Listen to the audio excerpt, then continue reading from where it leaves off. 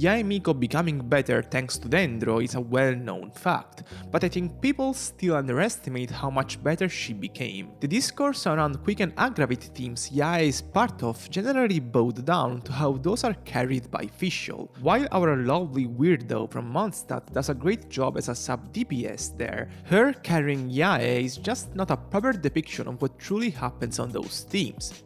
To contextualize this type of composition a bit, Fischl and Yae form a rock-solid core that's good enough to make some of the best teams in the game around them. Their main strength is being able to take advantage of the quicken amplification incredibly well, while not necessarily requiring any sort of particular field time. For example, on a double Dendro Tignari team, a composition where you would expect the latter to be the main damage dealer of the team, especially when he's supported by Nahida, Yae and Fischl can easily compete with him even when taken singularly. On the opposite, if you twist the team a bit to make room for a more advantageous lineup for the Electro ladies, which also helps the team as a whole from a damage standpoint, they just end up surpassing Tignari by a noticeable amount.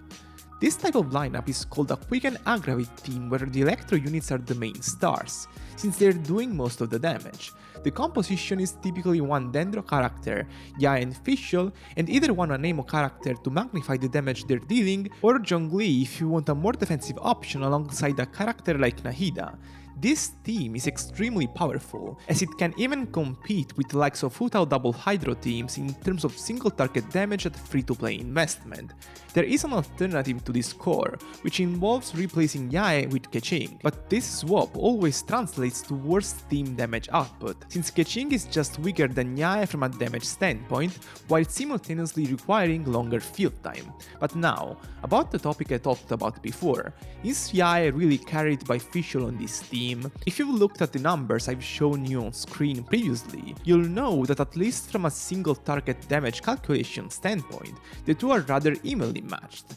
Yae is the one being on field more than Fischl in these cases, since she basically acts as the on-field driver. The reason for that is that Fischl's A4 passive, which has massive damage potential since it generates electro hits with no internal cooldown, requires on-field electro reactions to be activated, so Yae Miko driving on-field and activating extra Fischl hits through electro auto attacks works both ways. In a sense, it's unfair to solely count that field time as Yae's, since Fischl specifically needs that activity from her to deal more damage. Still, we are just talking single target here. Let's now see a hypothetical where there are 3 targets, which is rather common in the Abyss. This scenario favors Yae, since she has an elemental burst that accounts for around 30% of her overall damage on a wide AoE range. Additionally, her elemental skill attacks also benefit from multi-target situations, since they randomly attack an opponent in range. Those attacks have standard internal cooldown,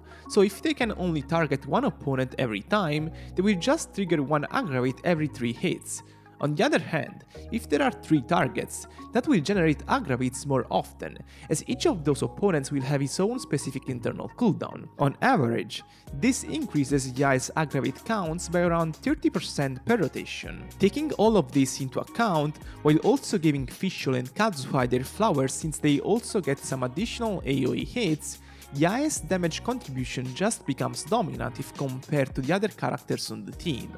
All in all, Yae is the absolute queen of aggravate teams, and a character worth pulling for if you're looking for a unit that will lead one of the best compositions in the game damage-wise.